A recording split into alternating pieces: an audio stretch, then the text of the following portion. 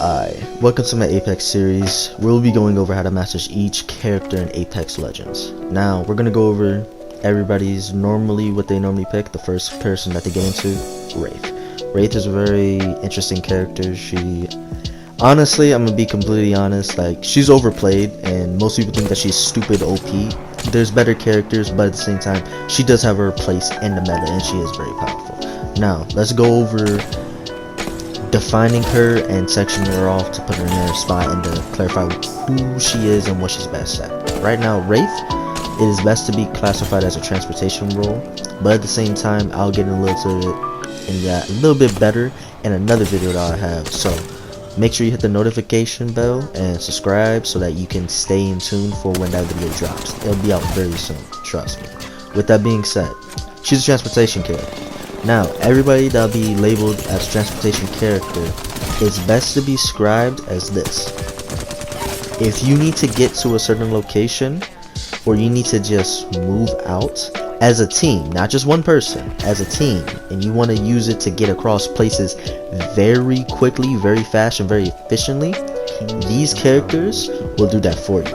And it's normally based off of their ultimate. Now, you may be thinking, well, Horizon can L1, and does that make her a transportation character? No. She just happens to have an ability that can make it where you can move around. But obviously, I'm not going to be like, man, we need a Horizon to get across the map real fast, bro. Oh, we're stuck in a circle? Yeah, I thank God we had this Horizon. Since you're here, let's go. It's nice, don't get me wrong, but it's not as simple as that. Yes, this goes off of their abilities, but at the same time, though, transportation characters are also very good DPS characters as well, because not only can they transportation their team very well, but they also make it where they can flank a lot easier, and they're very difficult and very powerful characters. Everybody that's given a transportation role, honestly, is super annoying to deal with. But with that being said, let's get into more details about her individual abilities. Wraith's L1 is the ability to phase in and out of reality. With that being said, she doesn't take any damage when she's doing this. So if you're L1ing properly, you should be able to avoid damage. It's a quick, easy way to, oh hey, I peeked somebody, oh let me just L1, but it doesn't work like that. Because in reality, you have to shush them, then you phase in and out of reality. Now, I'm gonna tell you this. In the middle of a gunfight, you don't want to shush the enemy, like shh, stop shooting. Don't shoot me. No, that won't work. Okay, you'll get your ass shot every time. There's a very long delay when it comes to that animation, so you have to wait for the animation, then you phase. Now, if you get caught by a thermite grenade, you're still burning while you're in the other dimension. So everything else though, when they can throw bullets, they can throw an orbital cannon, they could throw everything. It doesn't matter. You won't take damage unless you was already hit by it, i.e. you was hit by the thermite damage, so you're going to take damage inside there. With that being said, you have to be very cautious on how you use that ability, because if you use it thinking that you can just L1 immediately, no. You can't just L1 out of nowhere in the middle of a fight. Rarely can you get that off, and 9 times out of 10 you're going to die. Now, with that being said, onto her passive ability. This allows her to basically be last second flank watch. It's the equivalent of the teammate that sees somebody shooting you and waits until you're knocked to tell you there's people shooting. Don't get me wrong, in the best case scenario, you know where someone's looking at you, because that is when normally people know that, that's normally when people get the notification, the passive works. They normally know when someone's looking at them. But at the same time though, in those scenarios, unless they're very long distance from you, if you get the warned teammates, by the time that you can even say something or even use the ping, you're probably already being shot at. So it isn't as powerful as it may seem. Some people think that it's super broken because you can never look at a Wraith. You can never look at a Wraith at long distance. That is the only time where you have, quote, a issue.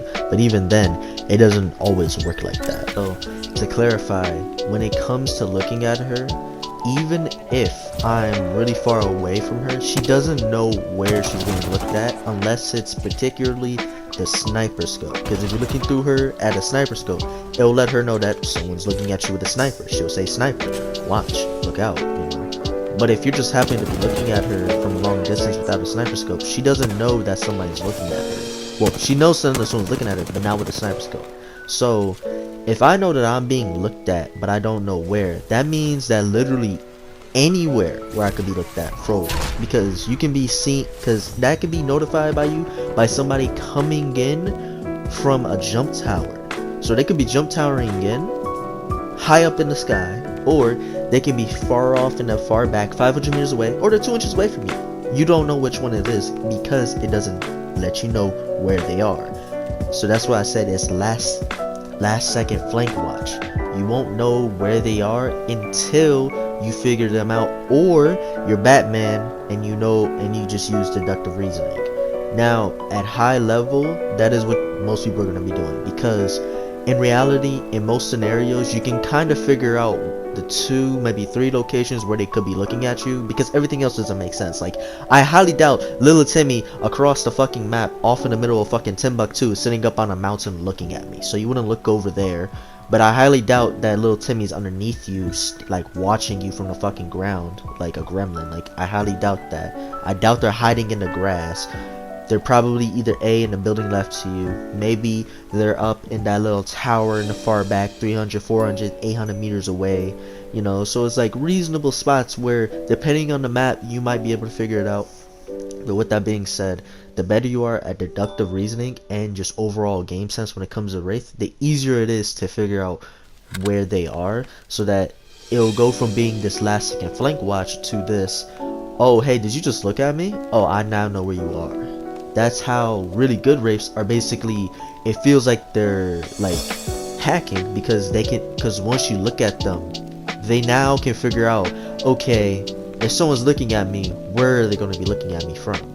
And if they have a really good eye and they can spot things, as well as to figure out most likely where you are off of deductive reasoning, it becomes a very, very powerful ability. Lastly, is her ultimate ability. This is what truly makes her a transportation character. Her portal. Her portal is the best movement ability you can use for your team, because unlike other people's potential movement abilities, like say for instance Octane or Pathfinder's, you know, ultimate, where you can move across the area, for instance Octane jump pad, Pathfinder has his zip lines. You can still take damage while you're using those. However, going through a portal, you don't take any damage, making it where if it's end circle and you guys just need to, you know, survive them out, you know, you guys can't touch each other, you know, nothing can happen, you're just literally sitting in a circle. If they drop a portal and move around in a sporadic way just to waste time and make it where the TP lasts as long as it possibly can, because the TP doesn't go off of, it doesn't go into a straight line, it actually goes off of the way that you moved through that TP. So if it took you, you know, like say 10-15 seconds to get over to that area while doing a whole bunch of 360s and all that, that's how long it will be for you to get back to there.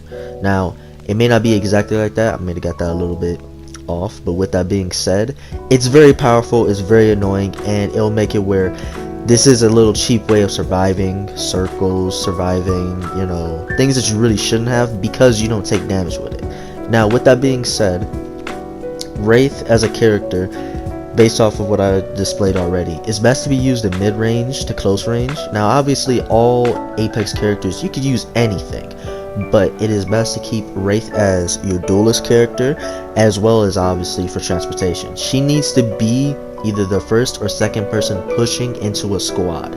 She does not need to be the last. If she's the last, it's an issue, because normally that means that if anybody else get knocked, she's not gonna have gold book bags. She's not gonna have anything to really protect anybody from it besides just shooting at them. So it's better for her to be the first or second person pushing in versus the last one, because the last one normally needs to either A, have the ability to hit people from long distance or do a lot of AoE damage, or has the ability to revive and resuscitate your teammates. If they can't do any of those, they don't need to be the last one.